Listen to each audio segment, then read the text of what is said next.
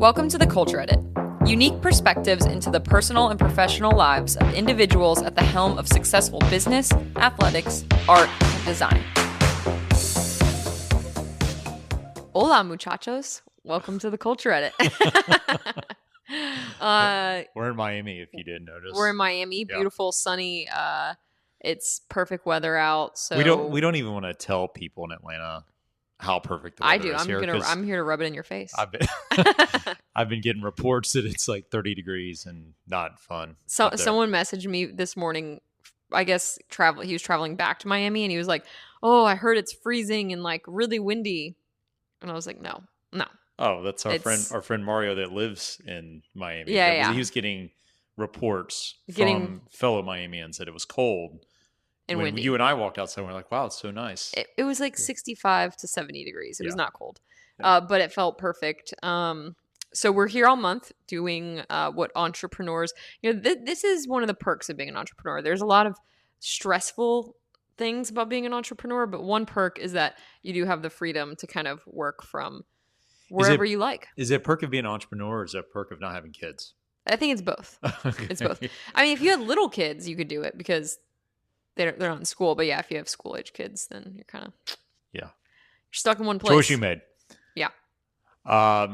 So we'll have a full report on Art Basel next week because we're going to be doing some things, meeting with some folks, and that'll be next week because we want to get right to our guest. Yeah. We're here for obviously all of December, but a big highlight of that is that it's Miami Art Week, and so that includes Art Basel, includes Design Miami, all different like pop-ups and exhibitions and Context.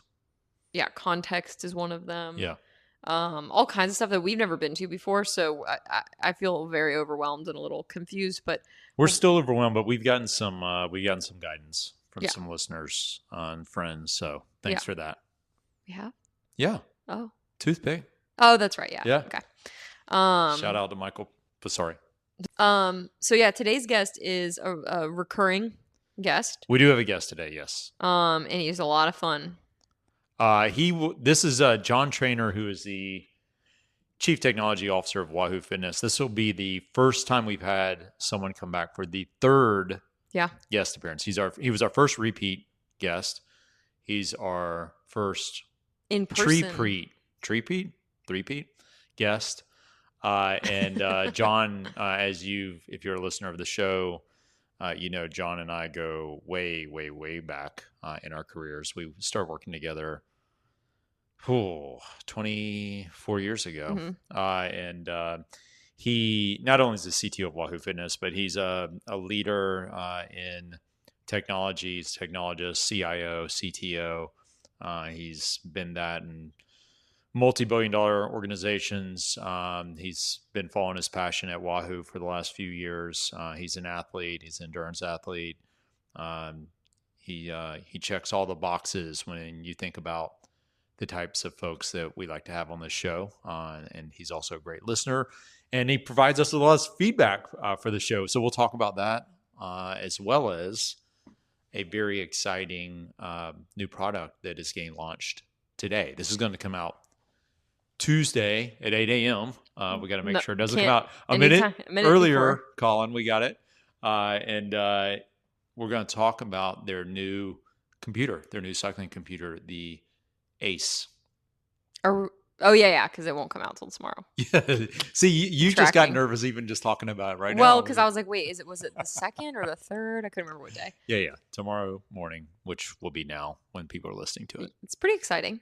Yeah, so we talk through that, and we're going to talk about what the features are, what makes it different, but also an update on their really exciting treadmill product that he talked about the last time he was a guest with us. And now it's actually like you can buy one. Yeah, you can buy one, and the traction that they've gotten around that product has been very exciting. He was just at the world's largest running show. Yeah, what was it called? I think it's just like the running convention. Yeah, something like that. Like something very straightforward. Yeah, really. He'll mention it once we actually get into the episode. And so we're going to talk about what makes that product different, and also the thought process that goes into developing these products both on the hardware side, but also on the software side.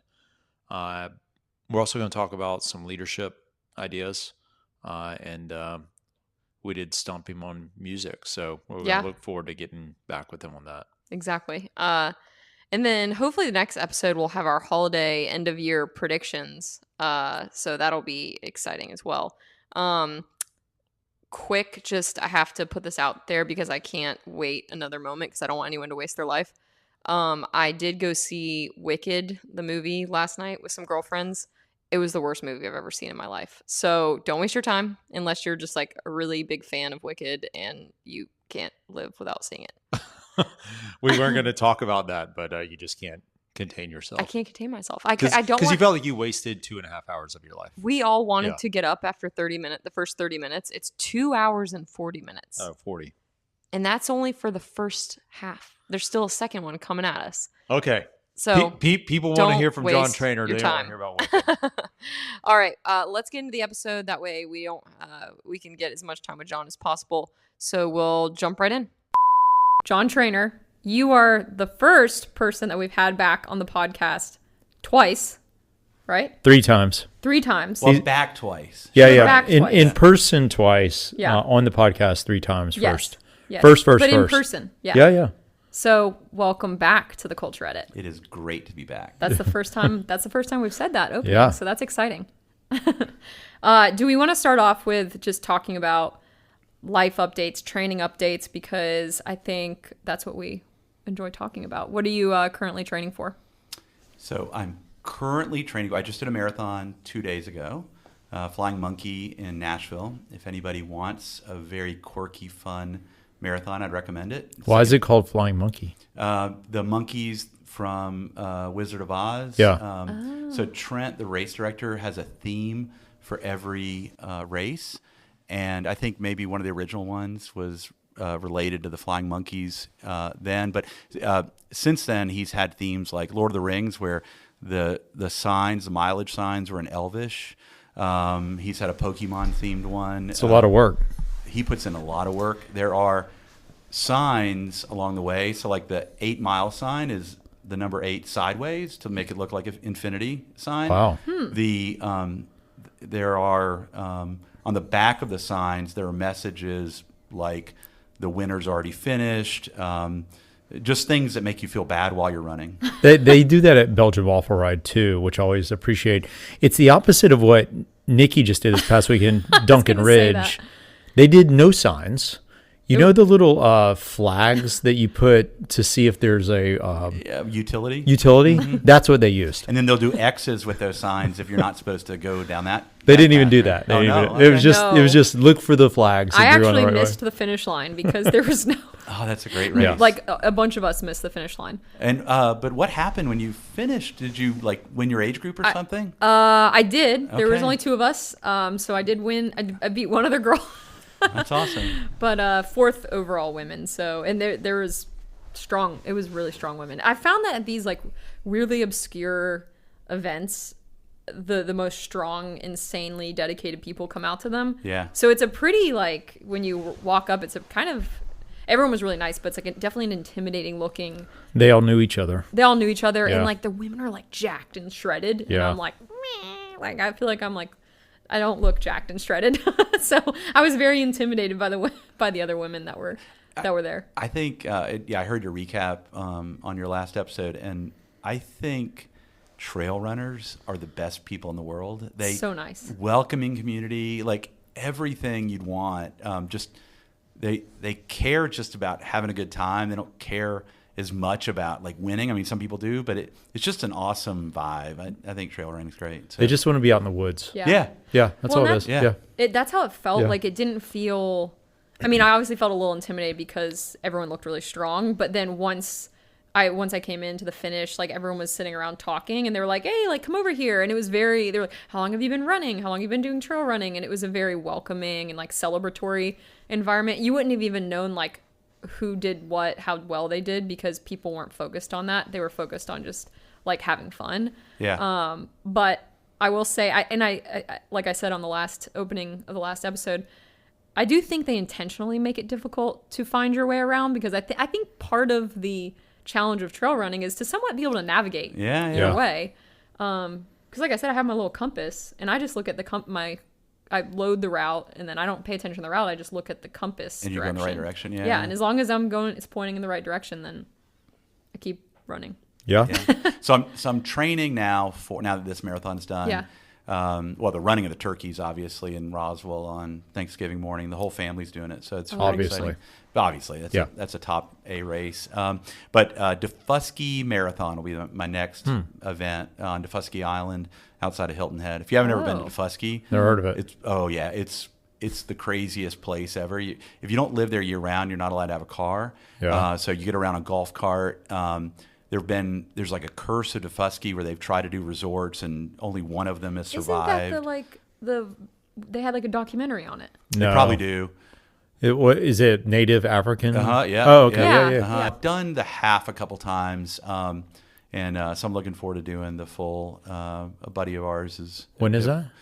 It's in January, I think like 19th or something. But Okay. so that'll be next full. I've had before Flying Monkey, which was good because it cleansed things. I had 3 marathon failures.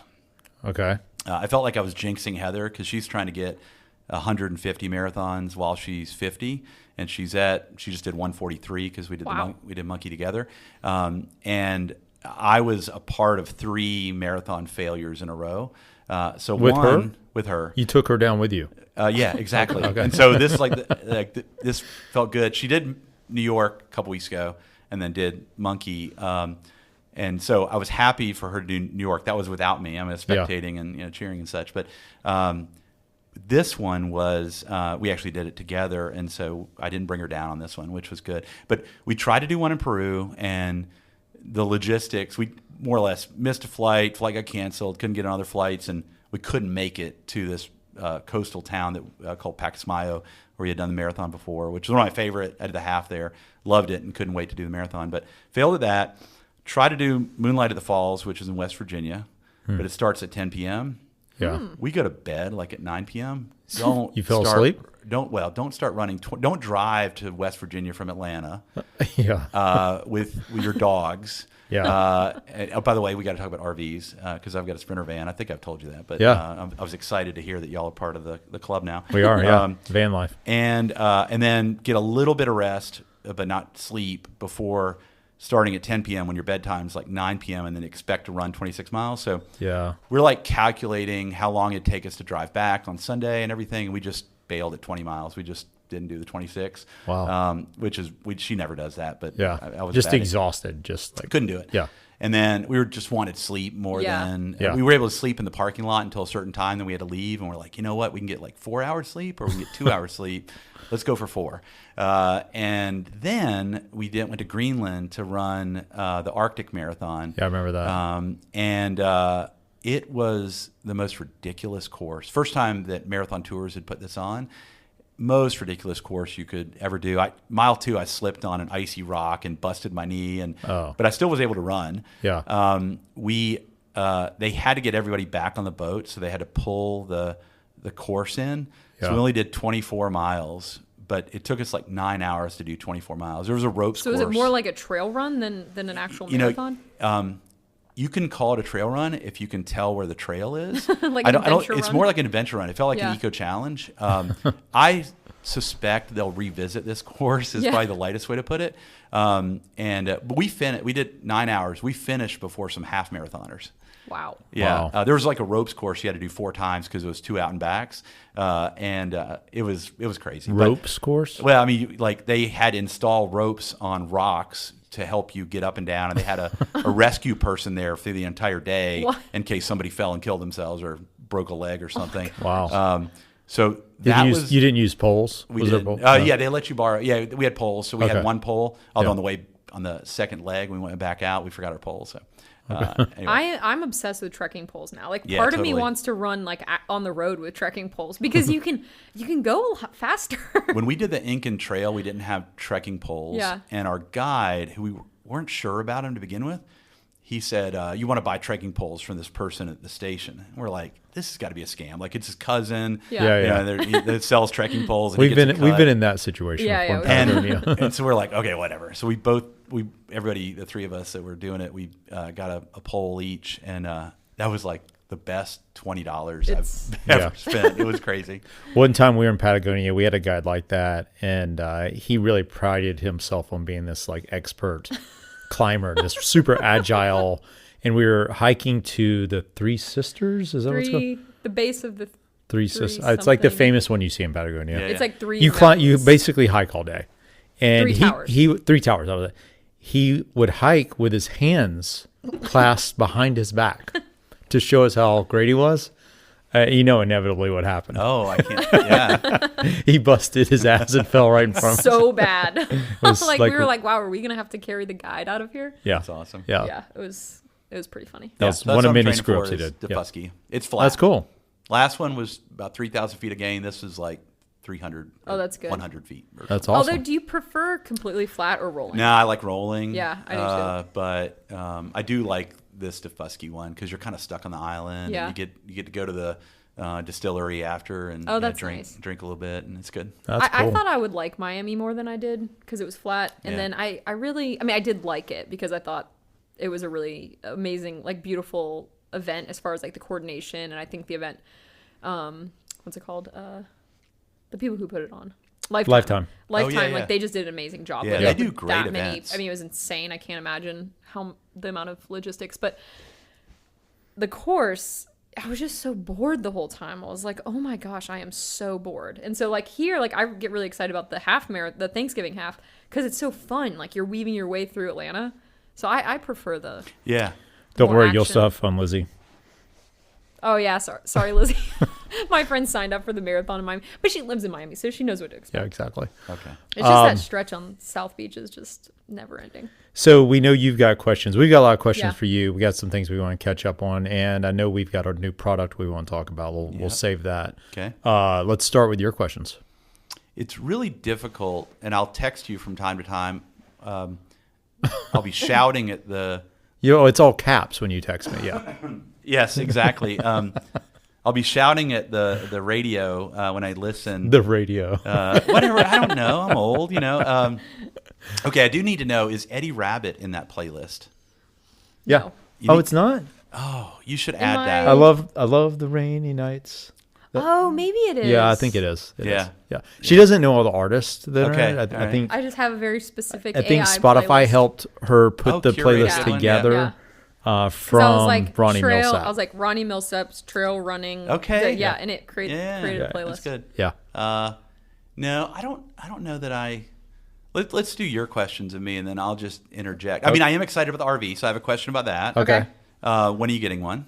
Now that you know that you're van lifers. Wait, I think Tom's just gonna let us use it My anytime dad. we want. So we have to. Well, we talked about because they're talking about trading it in to get a bigger one, but I want to convince them to just they can get a bigger one, but to keep that for like Totally. us to use. My Yeah. brother, if my brother wants to use it, because Sounds like a great deal for them. Yeah. I mean, Buy a new one and keep Absolutely. the yeah, other one. I Yeah. think it's probably paid off. Like so for it's- this marathon in Nashville, you can do Harvest Hosts. yeah, Yeah. that's what they do. That's what they do. Yeah. Yeah. So we did Harvest Hosts. This is the second year. This Baptist church that's near Harpeth Hills, where the marathon is. We drove the van up. We sleep in the van, wake up, go run, drive home. Yeah. We visited some buddies, but it's like the ideal way to do it. Yeah. It really is. We had a Wahoo meeting out in Bentonville, and I just after we did Heather did full in Chattanooga, the 7 bridges, and I did 4 bridges, and then drove over to Bentonville, and which. Because you were there the week before, I think. Awesome, yeah. Holy moly. Yeah. Like, Had you been there before? No, never been there. Blown away, right? Oh, my God. Yeah. Absolutely incredible. But I brought my mountain bike and my gravel bike. Yeah. And being able to be done with a work meeting and know I have to ride back to my RV, which is 6 miles away. Yeah. And then I'm riding along, and there's a mountain bike trail Yeah. to the left. I'm like, how about I not be on the path? How about I just send it? Like, Yeah.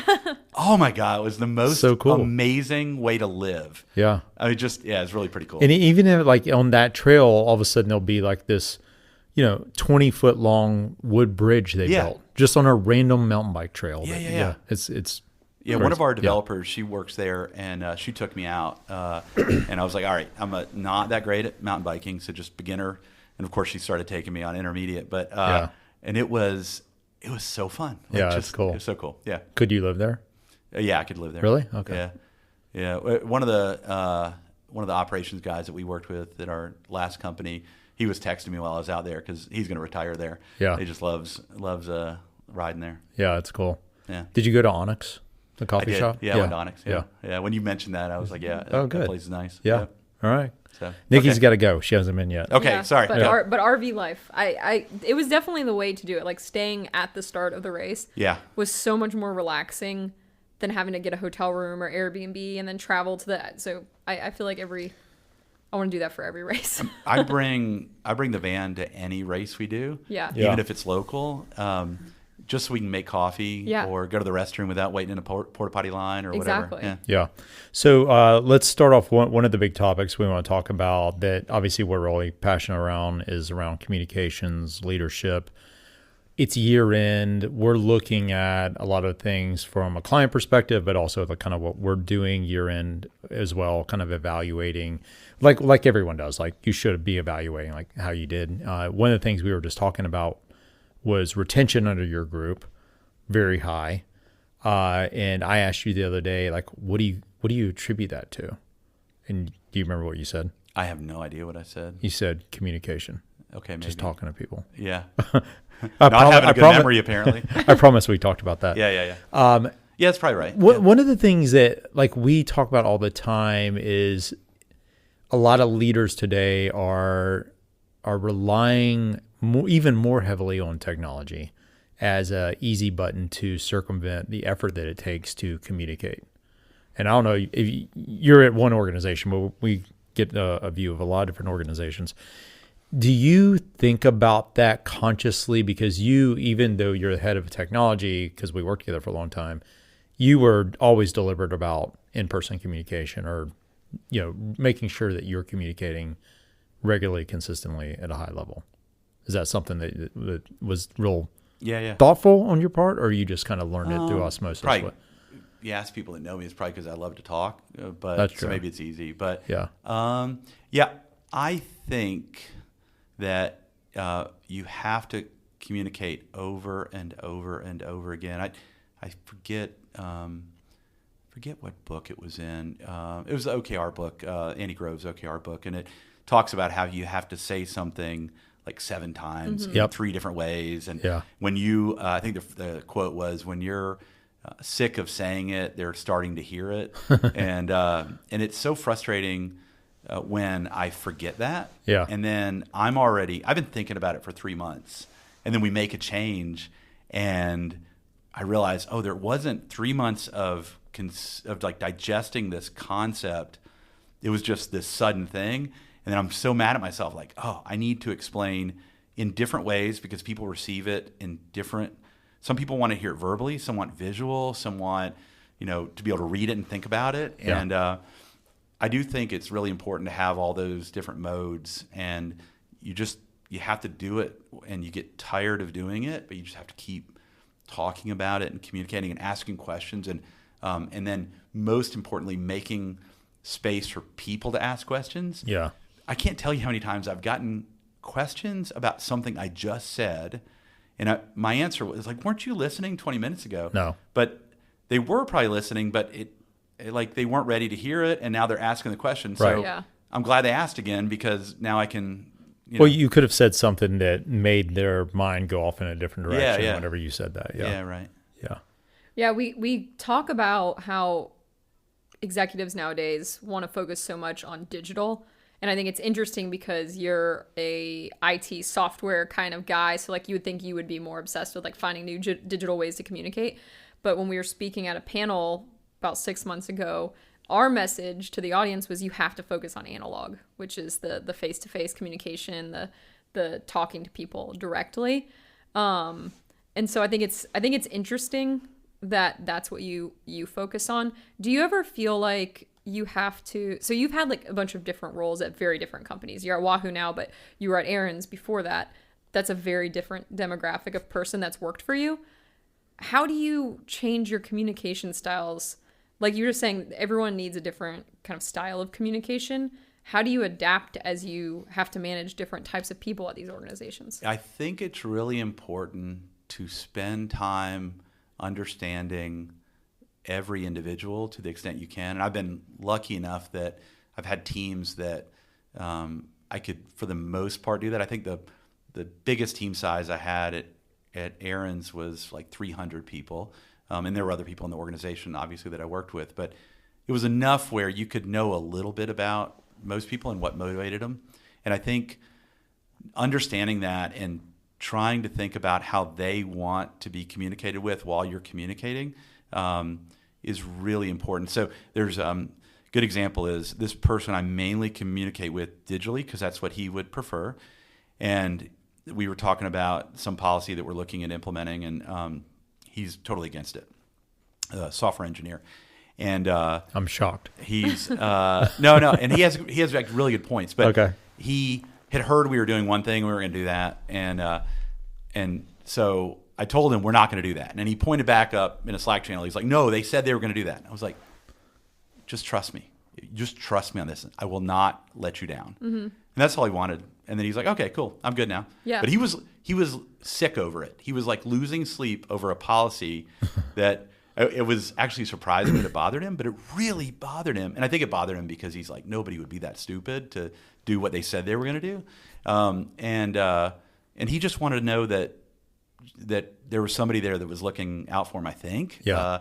And we weren't going to let something stupid happen. And once he felt, I guess, comfortable, it wasn't the first conversation I had with him, but it was a few of them. But once he knew that I really understood what his concerns were, then he was like, okay, we're good. Yeah. And I think that's an interesting point because like a lot of times when we talk about communication, we also talk about trust in tangent with that because you can communicate all the time, but if people don't trust what you're saying, then it doesn't matter. And so that's a direct point that you probably didn't even think about. But the reason when you said that, just trust me, the reason he was like, okay, it's because he actually does trust you. Yeah, maybe, yeah. And so I think that's an interesting takeaway for leaders is it's not just enough to communicate constantly. You really have to, if you communicate something, it has to be the truth. And you can't always make everything happen exactly like you say it does. Right. But if people don't trust what you're communicating, then it kind of falls on deaf ears, I think. Yeah, I try to be really careful to caveat when I'm going to try to do something, but I don't know if I'll be successful because I don't want to erode that trust. And not to say that I haven't ever eroded trust with people where I thought I could get something done or change something that they wanted changed. And I think that's really important. Also, people don't ever listen to those caveats, so you got to be careful with that. But I think trying to follow through or at least explain why you weren't able to or why you got part of the way there but not all the way there, I think that's an important thing. How much do you think about insulating your people, the people that work for you, from the turmoil and inevitable turmoil? Just running a business. Running a business in any organization. How much do you think about that, in your day-to-day life? Like, is that a big part of what you're trying to do? Yeah. I'd say it's a little bit different at Wahoo. We have like such an intense sense of ownership. Yeah. That like why he was upset about it is he feels like he owns this decision. It's a passion. Yeah. Yeah. And we also have a really high degree of transparency, and we always have. And we've had in-person company meetings since I've been there, but also for the last 10 years. Every single month, in-person company meetings that are incredibly transparent. And so when you're that transparent, you're going to not be able to shield from some of the realities, which I think is fine. I think there are some realities that are, this might happen, therefore I'm not going to bother you with it. I think any leader's primary job is to remove fear, uncertainty, and doubt. Identify what those things are, like in the software world. Why are you not deploying? I'm not deploying because there's a bug here. What's the next best action for us to get rid of that? Let's break down that fear or that uncertainty and let's get rid of it and just move to the other side of that fear because there's nothing there. typically. And so I think that it's when you shield people from what's going on, that can help, but it also can catch up with you if you're too shielding. So it's a fine balance. Like you lose credibility if you're just Pollyannish and everything's great. It's not always great. We have failures. I have failures. I can point to failures this year of things that I really wish I could have done better. And so I don't want to ignore those, but at the same time, like we shouldn't let that paralyze us. Yeah. Yeah, that makes sense. How often do you think about lessons we learned from Kim Butler? Oh, all the time. Isn't that crazy? It is crazy. Like, I was just telling somebody the other day, I don't even remember what it was, but I was citing what Ken did. And yeah, it's amazing. Yeah. A lot of these things we talk about, it's just like osmosis. From I feel like you talk about it constantly, think that he was one of the most influential leaders in your business life. For sure. Yeah. And we didn't even realize the realize. lessons we were getting at the time, right? Yeah, absolutely. And it was, I think he was wrong sometimes in what he did. But like, that's okay. We all are. Like saying we only recruit athletes. Yeah. Right. Yeah, exactly. Yeah. But he was right a lot more than wrong. He was. Yeah, absolutely. Yeah. So did you want to talk, since we're on technology, did you want to talk about AI? I've got one very specific AI kind of futurist question. So think about your wearables. Like, so I've got an Oura Ring or a Whoop, and it's always telling you like how you're doing, in terms of readiness or recovery, et cetera. They're all kind of nice. And I think effectively, like human, like they're like friendly. I think effectively, that doesn't work for everyone. And so people stop using them. Have you ever thought about if you could use AI, and I forgot how you talked about it. You said a personality. I said you need a tough love slider. Tough love slider. So it's like you suck today, John. Yeah. Like, why did you do that? Work harder. Don't be so damn lazy. Well, I do think, some people are doing what they call system prompts on their ChatGPT or Claude or whatever. And the system prompts will be like, okay, don't always apologize if you don't have it, or don't. And I use system prompts to provide the personality that I want out of the AI. I want more concise, quick. I don't need like flowery stuff. Yeah. You ask it a math question, and ChatGPT will tell you how it calculated the math question, right? I just want the answer. I don't care. Maybe I'll care, and if I do, I'll ask you how to do that. Or lately, I've been using the chat feature. While I'm driving, I'll put it in the voice mode or whatever on ChatGPT, and I'll ask it to teach me something. I'll pick a topic that I don't know the answer to. That I want to always know about. So it's like almost like an interactive podcast kind of thing where I say, help me learn this topic. Tell me how we're going to do that. But it always goes in like this outline mode. So I have to remind it, okay, don't give me the full outline. Just let's get to the meat of it. Yeah, be concise. I do think that AIs could start learning people's personalities and start addressing that way. It'd be so awesome. It's really good. Going back to the fitness piece of it, I think that an interesting thing is, there are a lot of different personas. I was actually thinking about this when I was running the marathon because I knew you were running Duncan Ridge. And I was like, you know what? I'm going way slower than Nikki would be going right now. But I'm here to complete it. And I bet she's going to win something. Like in the back of my mind. Well, I appreciate the confidence. Well, when you're out there for so many hours, you want a lot to think about. And so I thought about that, and I was talking to Heather about it because we were running together, and I was like, that is a different persona, and it's just like where I came from. I've never been an elite athlete, but I do enjoy going out and running a really tough marathon because I feel good about it, and that's like if you can tune the AI and the fitness tools to your persona. It would be really valuable. We have a new feature in Wahoo app for suggested cycling workouts. So it looks at recent activity, and then you tell it how aggressive I want to be, how much time do I have, and how fresh do I feel, and all that. And then it gives you suggestions. And what we'll do over time is we'll start tuning that to truly how aggressive you want to be with your workouts. Yeah. Is that indoor or outdoor? Both. Both. Oh, Do you use any AI running apps for training? Yeah, so I've used Human Go a good bit, haven't tried that. and they've got a good little AI called Hugo, and love what Eric does over there. He's really good at what he does, and yeah, you should try Human Go. It's Okay, pretty because strong. I've tried Runna, which I don't really like. I've heard good stuff about Runna, but I haven't used it myself. I just don't see the difference between just so I personally I like just getting a plan like on Training Peaks, or I do like the Koros marathon plans. They're actually pretty good. Yeah. And I've tried like different things that I loaded into Training Peaks and loaded into Koros. Yep. And that typically works the best. But recently I've been trying this whole like AI, like it's supposed to adjust Adaptive and all that, adapt to you. And I don't see that I like knowing my plan really far in advance. And so with Runna, it keeps changing. Like it'll show me the plan for the next, let's say, month.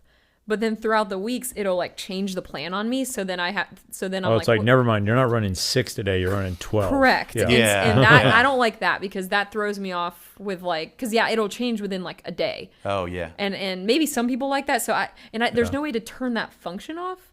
So it's kind of weird. So one thing I like about Human Go is you can choose to recalculate your plan or not based upon your activity. Otherwise, you kind of have your plan for a little while. Worth looking at. I like them. Okay. Yeah. I looked at V.02. Oh yeah, I've heard of that. I think is another one. Yeah. Which that's what Josh Weinrobe told me about. Okay. It's kind of similar, but maybe I'm just old school. I kind of just like, I'm hoping there's an AI platform that I really click with, but at the end of the day, I like to see like the 3-month plan and just know. Does Wahoo have running plans? We have running plans. You Yeah, do? in Okay. system. It's subscription based, but yeah, we do. Okay. Yep. Is there an AI feature coming to that? Yes, there will be one. We do not have that right now. We focused on cycling first. Okay. When you, maybe, I don't know What if you can answer this or not, but when you design software and then you add the AI component to it, are you adding AI from like another software provider, or do you actually design your own AI? It varies. So Okay. we happen to have some really capable, strong data scientists who are able to build things algorithmically for us. And so we leverage that heavily. If you look at like Hugo with Human Go, or what Strava did recently with some of their workout assessment type things afterwards, those are probably a rag on top of an LLM. So you take an LLM, then you train it to your particular use case, like your domain-specific language or whatever, or all the knowledge base that you have around it. And then I think most will be like that, or they will be, you'll take like an open model, like a Mistral 7B, and then you'll retrain Mistral yourself using some other content and some of your own content. So I think it varies. Depends. Yeah, Huh. yeah. I like the Strava notes. Have you noticed them? I do. No. I do too. It's just like a little motivating, happy thing. I do too. And it actually, they've done a really good job of what the content is. Yeah.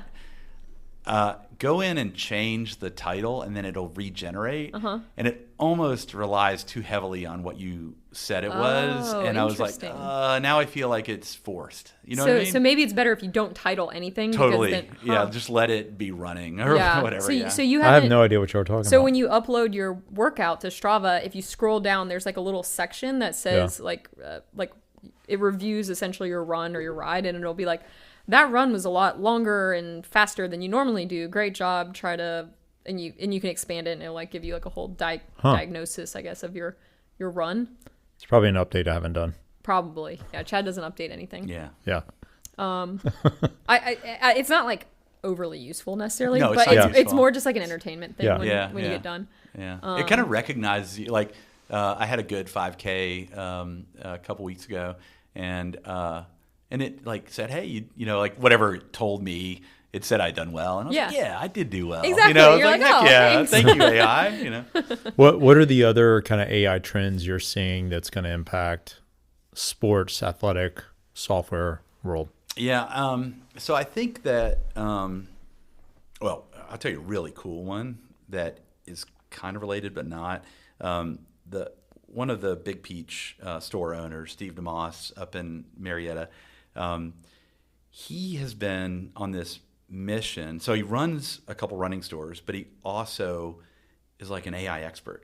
And it's so he sits in the back room underneath all of his running shoes, and he works on AI stuff. Okay. And he's trying to get the industry to become more AI aware. And he just presented at the running event last week. And he just launched a Discord server where he's trying to get other people in specialty run and in the running community in general aware of things around AI. And I joined it. And his content is absolutely amazing. And so while this isn't like creating a better athlete out of AI, he has things like he's created a run specialty bot based upon all of the content that he has over the years. So he took all of his instructional videos, transcribed them to text, and then created an agent. Oh, and if you don't know much about Big Peach or a lot of the especially run stores, they obsess over making sure you have a great fitting shoe. Yep. They don't want you to get injured. They want you to perform well. And I would say Big Peach even obsesses more about it. They care so much about their guests and the guest experience. And so he transcribed all that, and he created an agent. And you can go in, and I saw a couple examples of it, where he goes, hey, I'm in this particular neutral shoe, but I feel like blah, blah, blah. What do you recommend? And then it speaks back based upon all of this knowledge from Big Peach, what shoe you should consider or what approach you should take. Wow. Not like by brand, but like what is the next best action. Yeah. And I think things like that to enrich our lives, that is really exciting. And then you apply it across bike fits. There's so many places where I think that can go. Yeah. And you just kind of reinforce the ecosystem there. I think that if you look at what makes people perform better, it basically is boiled down to consistency. I think that to the extent that AI agents can help you, maybe it's through using the right voice like you started with, but can help you achieve consistency in whatever way gets you there by understanding who you are and where you're at and what you're doing, that to me is something that'd be cool to unlock with AI. Yeah, that would be. Yeah. It's almost like it's going to open up more possibilities for people to have a resource that helps them perform better. Yeah. Whereas and it's very personalized. Yeah, whereas now exactly. it's coaching, but people are resistant to go get coaches. I think it also redefines the role of the coach, because the role of the coach isn't going to be, let me take this plan off the shelf and make sure you follow it, because you can just do that with AI. The role of the coach becomes more of a mentor, supporter,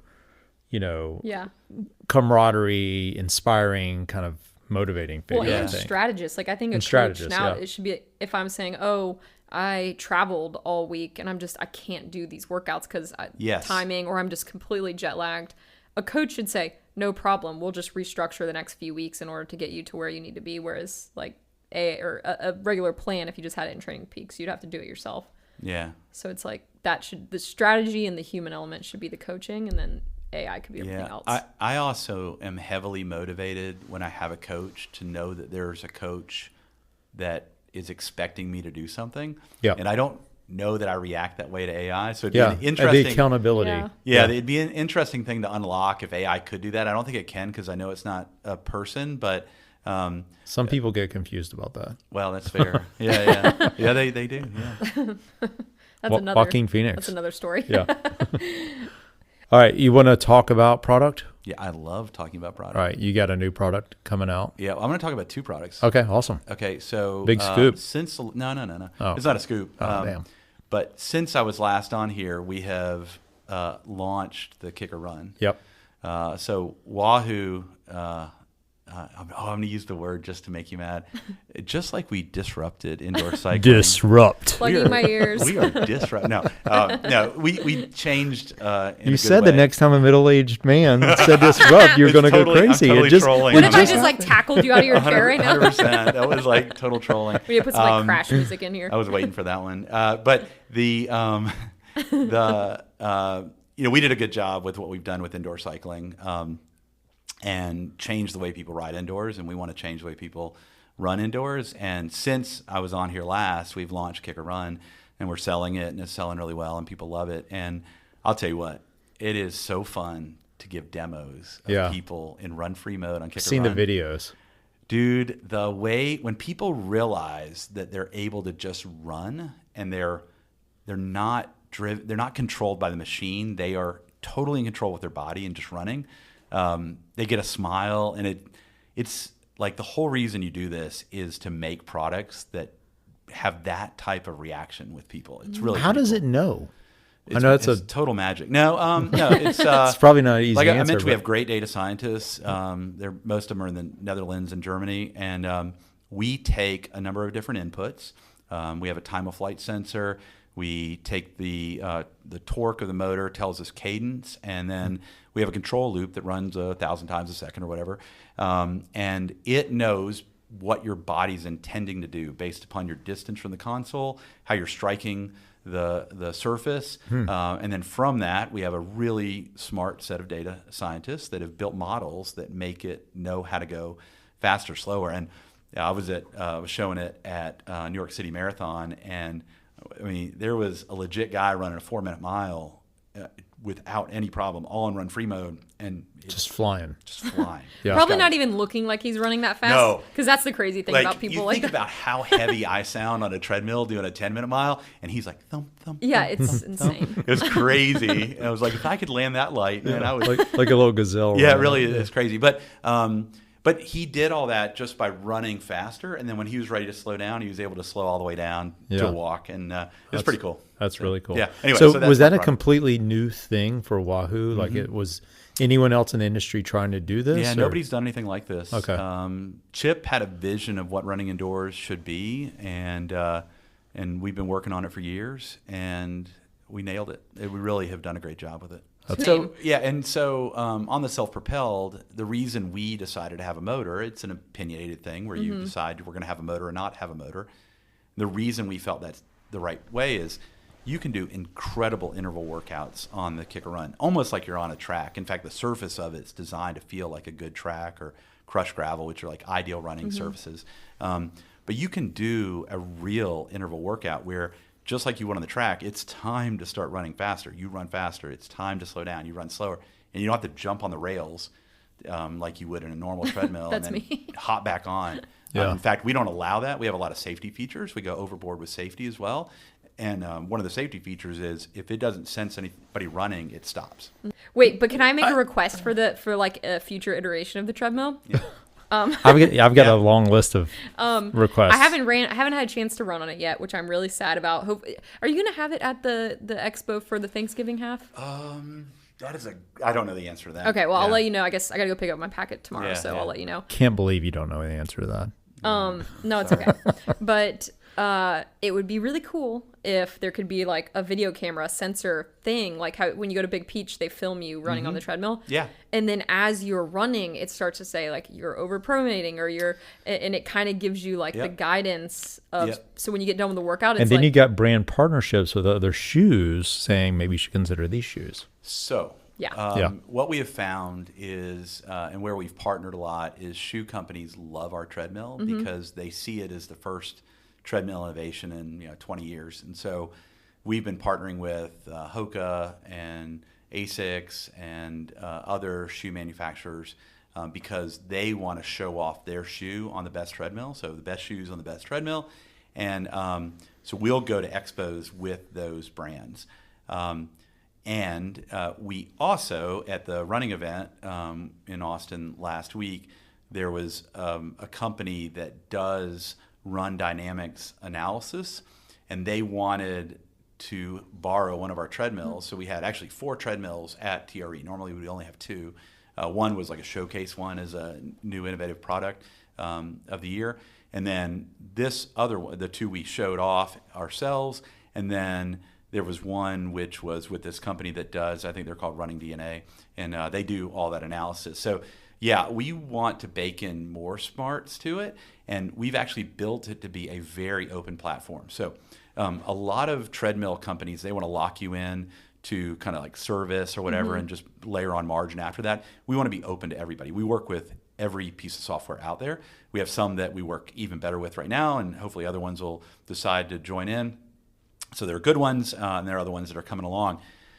And we don't even, for example, put a screen on there. We only have on our console 2 metrics, which is a pace, and we don't have speed because runners don't talk speed; they talk pace. So we have pace in either imperial or metric, and we have grade, and that's it. We don't have a giant screen. And the reason is, once you put a screen on a treadmill, you've kind of set the lifespan of the treadmill, because the screen technology goes so quickly that it just, so what we do is we have a console with a stanchion out front that allows us to drop a tray on there, and eventually we could put other things on there. It's powered. And so you can imagine we could have other attachments, or third-party companies could add attachments to it. And then we'll just be wide open to anybody. With that approach, we think that we're able to engage with people like these Running Dynamics. There are other companies that are looking at us to add on and use it almost like the base of a platform to be able to do more things. Yeah, that would be. Because Very I cool. downloaded this AI tool where you film yourself running, and it actually and it maps your whole body, and then it'll say like, you're not leaning forward enough, your head's tilted down too much, bring your chin up, your arms are too low, bring your arms up, or your arms too high. When did you film yourself running? Think about how much I run. Like you're like selfie? No, you have to set the camera up in a level place, and you just run by it. Oh, okay. I thought Yeah, you were like- you run just by it, and then it slows it down and like analyzes. That's pretty cool. Yeah. Or it'll say like, you're not driving your knees high enough, you're not, kicking your feet back, like you're dragging your feet too much. But I was thinking about how that's kind of hard to like do outside, whereas if you had that as a feature of the treadmill, where you had these cameras kind of surrounding you, and it was always analyzing, because your gait also, like I was thinking about the trail run, something happened 12 miles in where this knee started hitting the inside of this knee, and I have a giant bruise. And I'm like, what failed at that moment? Something started to break down. To break down. And so I'd love at that moment to understand like what's happening, or like get on a treadmill and try and replicate it. Yeah. I don't know. All right, I promised 2 products, right? Yeah. What's the other? Okay, so when this podcast episode drops, Tuesday. Is that what the hip kids say? Yep. Yeah. We will be launching one of the most interesting bike computers that has ever been sold. It's the Wahoo ELEMNT ACE. Up until now, we've had the Bolt and the Roam, and the Bolt's more like a racing, smaller, sleek bike computer, and then the Roam is more touring oriented with a larger screen. The ELEMNT ACE has, I think it's the largest screen of any bike computer. Wow. Bigger than the new Garmin. Yep. Wow. Very vivid screen, optimized for outdoor riding, although it works great indoors as well with structured workouts from Wahoo. It also has, there are a lot of things that I like that you'll never see that are behind the scenes that we've done with the platform to set us up for the future. So it's a whole new platform of bike computers for us that you'll see will help us going forward to innovate. But it also has an integrated wind sensor. And so we have a sensor in it that is able to detect the wind rushing towards you. And with that, you're able to do really compelling things. Like I was testing a bunch when I was riding in Bentonville. And it was amazing when I would feel a really strong headwind to see that reflected in my more or less effective speed. So you've got the wind speed hitting you, and then what you're actually doing. And it's really fun when you're in a draft or you're leading. You can see how hard you're working or not working, as the case may be. Yeah. And so, how does it tell you? Would it say, like when you're riding by yourself, does it say 13 mile an hour headwind?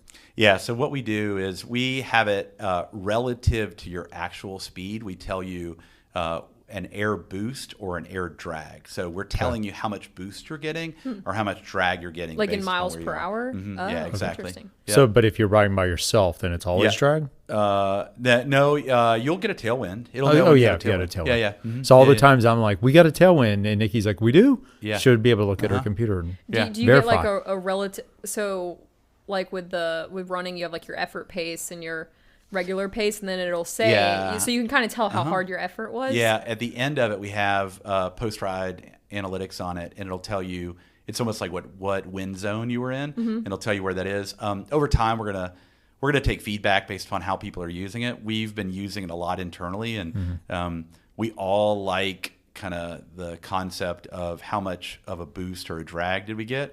We also think there's some opportunities to tell you kind of how hard you were working and things like that. So we're going to augment the post-ride analytics afterwards. But like as we learn more from people and say this is useful or could you have that. But when we launch, it'll really tell you like what did you experience out there and how much were you in boost or how much were you in drag. Will it tell you what direction the wind is blowing? It can't do that. So it's not a weather station. It's really more relative to your effort. How much did the wind impact you? There's a lot of guys that struggle with what direction the wind's blowing. So it'd be helpful if you could figure that out. That would be good. Especially on Highway 29 when we're like in a pace line. They don't know. Some guys pull off the wrong direction because they have no idea what Really? direction the wind's. Yeah, absolutely happens all the time. Who's like the audience do you think will most like this feature? Is it triathletes because they're training alone a lot? So it's Definitely. Yeah, I think they will. We've tested with a bunch of people, and we found that the concept resonates with just the weekend warrior who likes data. We've seen that. Certainly triathletes. We haven't done any integration that helps you know real-time CDA. So we're not showing your drag coefficient. That certainly is something that we would likely do in the future.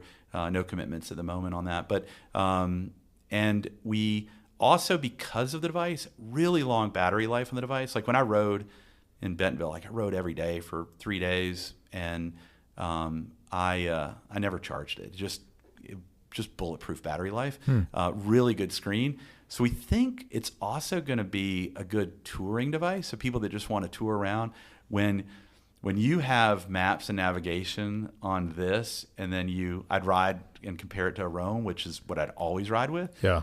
Man, you're like, I can't ever give up this map page. It's so perfect. You can move the map page around. It's touchscreen, it's right? touchscreen as well. Okay, nice. Yep, Yeah. touchscreen as well. That's very helpful. We've taken a little bit different approach to touch from what other people. We still have the physical buttons. Good. We believe that you shouldn't have to rely upon touchscreen when you're riding 25 miles an hour on a gravel road. yeah. Exactly. We feel like if you need to hit another page because you're about to do a climb, or we like to do the climb automatically for you, but let's say you need another page. We want you just to, without looking at anything, put your hand on your bike computer, press that button, and move to the next page so you can then glance down and see what you need to see. Is there a way, because you reminded me of some situations I found myself into. Is there a way to set the timer for the alert to go away? If the bullets are flying, I can't take my hands off the bar, but it says eat in the middle of my screen. Yeah, it should automatically go away. It stays. Yeah, mine stays too. Yeah. Oh. Add that to your list. Well, and that was the other thing I was going to end with as we're talking about this product. A number of months ago on this podcast, there were some complaints from the two of you. It was over a year ago. Was it over a year? Yeah. About how loud our noises are on our bike computers. Did we talk about that, or I think I sent you a message. You were talking about it on a podcast. I didn't okay. appreciate it. Oh, I did. That's right. And I had very loud. I had the early Figma design of the screen that was going to allow you to modify the level of your noises that come from your notifications that come from it. Yeah. And that is implemented, and that'll be available to you, Chad, on day one. Sweet. And so now you can say, I want a quiet tone or a awesome. louder one. That makes me so happy. There also might be because I just mute them all because they're so loud. So Yes. now I'll be able to bring them back. Yeah. There's also a hidden feature which other people have done, so it's not innovation here, but that probably consumed way more mental space than it should have. But we do have a bell, so as you're riding on the beltway, you can that's really tap good. the bell, and it gives you a little ring. That's good. That's actually, being on the belt line, that is really we would useful. use that every day. Yeah, absolutely. I would actually take it with me on more, like on my just like casual bike, just so I could use Yeah. Huh. Exactly. Well, and what we've done is we've done different profiles for the bike computer so that you can easily switch it from gravel to commuter to whatever. Yeah. And then your data pages will change based upon that so that you can dial in, especially when you have different sensors on different bikes, or really customize it for that particular experience. That's cool. So wait, I have another request. Hold on, I want to ask one more question about the ACE. But my request is we can't forget it. Is the ACE going to still be on the ELEMNT platform? Yeah. The app. Oh, the app. great question. Okay. So as a part of the rollout, One thing that we've gotten feedback on is we make life a little bit confusing because we have multiple apps. We have the system training app. We have the typical Wahoo Fitness app, which has been used traditionally for a lot of our sensors and our indoor bikes and trainers. And then we have the ELEMNT app, which was for outdoor. You can imagine. You have one more. What? The one more? You have the weight app. We The scale. don't currently The scale. support The that. scale. scale. Chad We loves also had that a scale. 7-minute fitness He's app holding and a on few to the more. scale. I've taken those out of my brain. I got the scale app. You still have it? Yeah. No He way. uses it every morning. Come on. Yeah, I've got the OG scale. I That's use every amazing. morning. Yeah. Yeah. Okay, good. Yeah. Sorry, go ahead. We are now we're with the release of the ACE bike computer. ACE will be the first bike computer, and others will follow. That'll be managed all within the Wahoo Fitness app. So you won't have to have a second app. It'll just be the Wahoo Fitness app. The main app. The main Not the Wahoo Element. app. Okay. That's right. And Yep. if you go, a lot of people that ride outdoors and don't ride as much indoors, but use our bike computers, they don't even open the Wahoo app. Yeah. But I'd recommend going into it. We have really done a great job with that app. So we have a new page. So we're approaching the way you do routes and structured workouts and things that are part of your plan for that day, whether it's where you're going to ride or how you're going to ride. That will now be available in the Wahoo app, but organized in a different way. We also have a new lobby landing page that exposes you to different content. It's where those recommended workouts come from and things like that. So we won't need the Element app anymore. Yeah, you won't need it anymore. Wow. That's Okay. right. Yeah. We'll start with ACE, and then eventually all bike computers will be in it in a month or two. Okay. So the Element, the bolts, And Element will still work. The Element app will still work, so we're not going to get rid of that for a little bit. Okay. And then eventually we'll migrate everybody over. Okay. Awesome. Yeah, great question, though. Okay. What was your question? Your request. Sorry, your request. Request. For the next computer, Okay. can there be a little mini speaker integrated so that when I play my music through, because right now I just bought a little tiny speaker off Amazon, and I strap it to the top of my top tube, and when I am dropped, So your stem, not your top tip. or sorry, my stem, and Yeah. so when you're right. So when I'm dropped and alone, I turn on my music because Okay. I don't like to wear headphones because I'm scared to get hit by a car. Sure. Yeah. And I'm like, oh yeah, and I can control the music from my Element, but it would be nice if it was just built in. Like a Bluetooth speaker? Yes, a Yeah. Bluetooth speaker built into the computer. I will take that under advisement and see what I can do. Yes. I go even further than that, and I've talked to Chip about this. There's going to come a point where the bike computer, your headlight is a smart light, your rear light is a smart light, and it's all integrated into the bikes. Yes. Like that, how far away are we from that? And obviously you would have to be partnering with bike manufacturers, because when I'm talking about integrating, it's going to be, when I think about what bikes look like 15 years ago in the front end, wires and cables and shit everywhere. Yeah. Now it's like Pinarello Dogma, completely smooth. You don't see anything. The computer's going to be integrated in there. The lights are going to be integrated. How far away are I'm not going to answer that question. Okay. Exciting. I'm excited about it. Yep. I just want a And I'm speaker. excited that they're all going to work together. Yeah, I won't answer The that the question. lights are going to work together. Yeah. The power, the heart rate, it's all one part of Yep, one all one package thing. that's integrated. If we could just have a little implant that we just implant into our body Well, that that's just coming tells too. us all the stuff that's happening, that'd be great too. Yeah, we don't have this on ACE, but I would like to have voice control as well. Yeah, that that So you would don't be ever cool. have to take your hands off the hood. That would Yeah. be really, and you're just really nice. going at it. Yeah. But we don't have that in ACE right now. And sorry, radar too is the other thing. Yeah, I know. Radar and the light, Yeah. smart lights. We do have in our current bike computers and in ACE, we have smart light control and radar Yeah. control, and including being able to turn things up and down. We have, But they're not Wahoo lights. They're not. Yeah. Yep, Wahoo lights, fully all integrated, great Like experience. it drives me insane that my Dogma is so sleek, and then you put because you don't make a radar, I have to put this ugly radar contraption on the seat post. Yeah, It looks so ugly. yeah.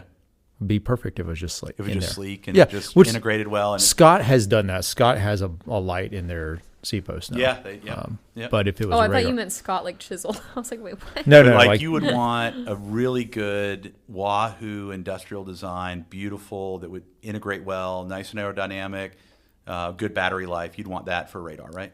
and it's one plug. You plug one plug in your bike, and it powers. Yeah, powers everything. Everything. That's right. You charge one place. Yep. Yep. Got it. All right. Good. I'll see what I can do. We got a lot good. of requests. So Mine's me. I don't even care about that stuff. I just want music. Okay.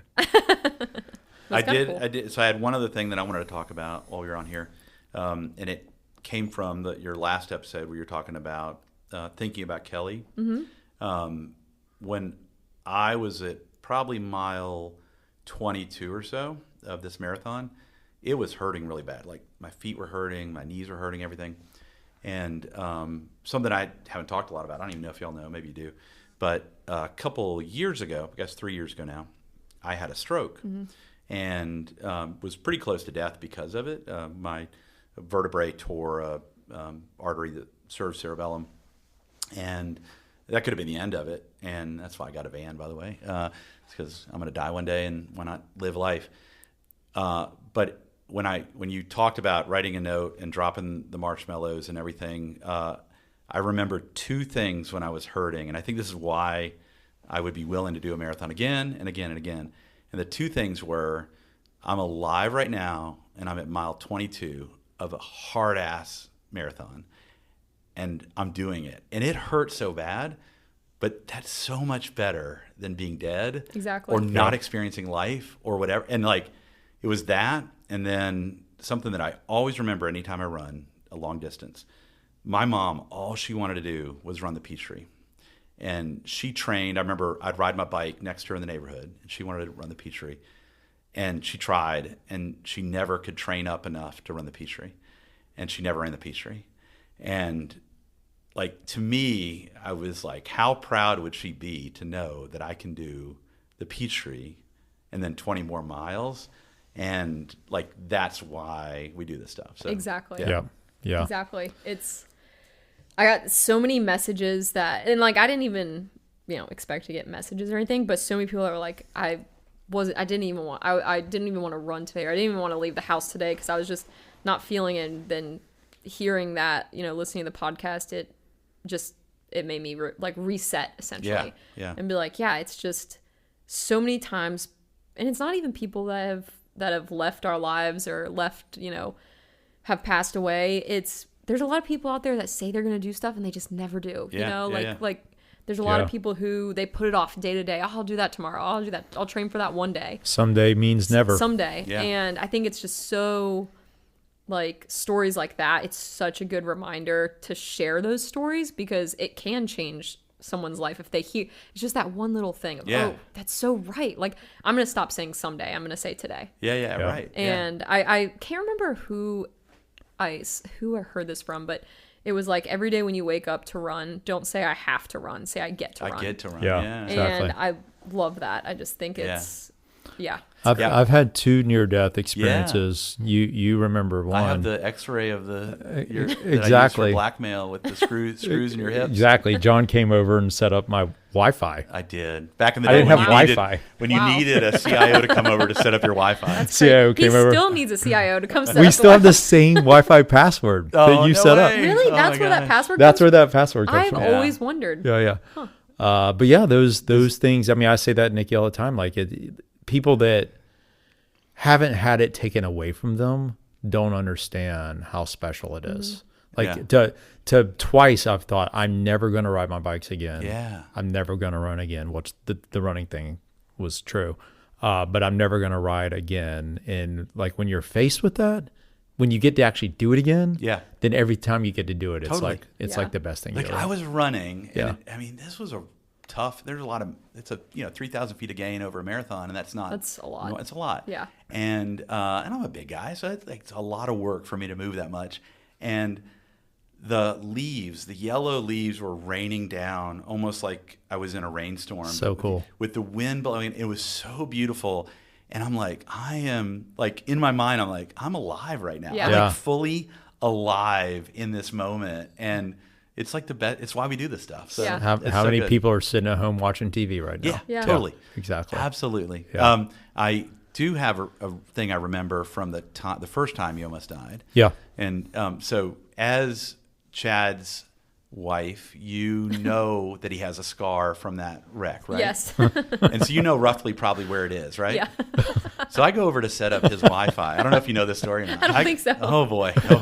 It is scarred in my brain. I don't even know if you know it, Chad, because I don't know. That's probably on some drugs. He was so hopped up on meds. Like, you know when you talk to somebody who's like slurring drunk, Yeah. and you're like, yeah, you need to stop now. Yeah, like Yeah. you need to go That's home. how he was, but like on Percocet or something. Yeah. So I get over there, and he's so proud of his scar. And Yeah. I'm setting his Wi-Fi, and he's like, "Hey, look, this is," and he just drops his pants and shows me the scar. Yeah. And it was a bonding moment. For our listeners out there, I had a femoral neck fracture. I broke off the ball of my femur. They had to put 15 inches of titanium in my leg, which means I was cut from basically my waist down my femur, very close to my crotch. It'd be very close. It'd be very similar to like a C-section scar, but possibly a little even further And down. it was staples all the way down. It is burned in my memory right now. So thank you for that, Yeah, Chad. still got it. That's hilarious. Anytime you want to see it, let me know. Okay. Looks a lot different now. I'm good right now. It's so vivid. I don't need to see it again. Yeah, it's fading. It's fading Okay. away.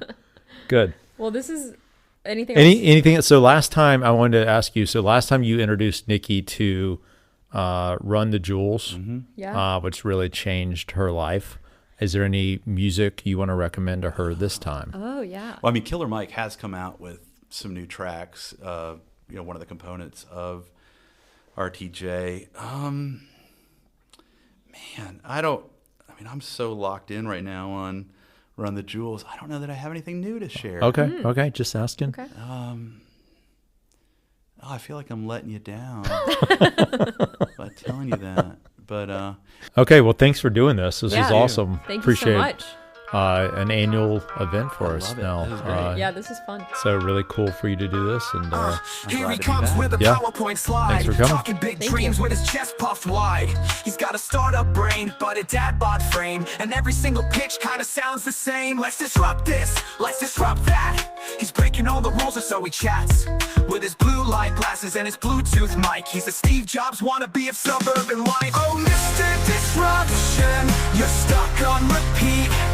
Every sentence you drop feels like a TED Talk cheat. With your buzzwords blazing and your synergy charm, you're the LinkedIn legend of the PTA swarm. Wears Allbirds to meetings, he's casually chic. Got a latte in hand, but his concepts are weak. He's innovating kitchens and your synergy charm. You're the LinkedIn legend of the PTA swarm. Wears Allbirds to meetings, he's casually chic. Got a latte in hand, but his concepts are weak. He's innovating kitchens and revolutionizing chairs, but his game-changing app only gets blank stares. Think outside the box, he declares with pride, as he doodles in his notebook with a corporate vibe. He's got a side hustle coaching, a podcast to sell, and his Instagram bio says he's breaking the shell. Oh, Mr. Disruption, you're stuck on repeat. Every sentence you drop feels like a TED Talk cheat. With your buzzwords blazing and your synergy charm, you're the LinkedIn legend of the PTA swarm.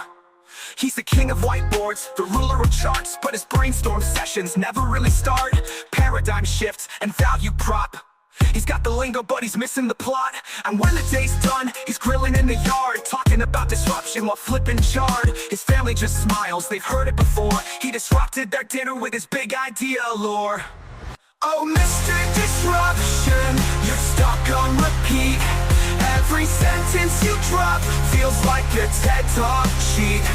With your buzzwords blazing and your synergy charm, you're the LinkedIn legend of the PTA swarm. So here's to you, Mr. Disrupt the Game. May a buzzword empire forever remain.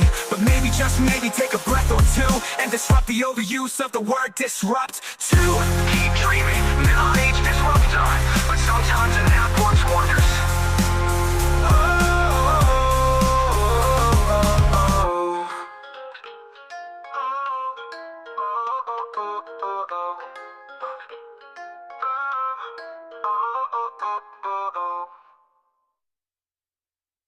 Mr. Disruption, you're stuck on repeat. Every sentence you drop feels like a TED Talk cheat.